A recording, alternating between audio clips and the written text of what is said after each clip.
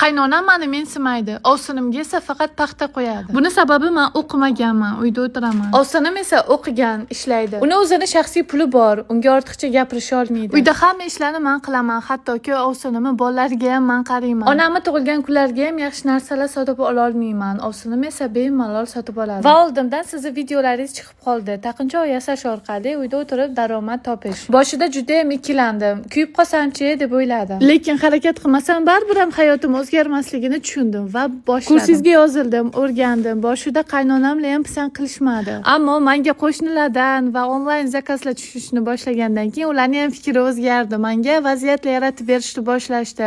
O'zimiz yordam beramiz, sen o'zingning ishingni qilaver deyishdi. Va nihoyat o'zimni sevimli ishimga va shaxsiy biznesimga, pulimga erishdim deb Xrustal kursi o'quvchisi yozib qoldirganlar. Taqinchoqlar yasab oyiga $300,000 topishni xohlaysizmi? Meni ismim Farida Baxtiyorovna.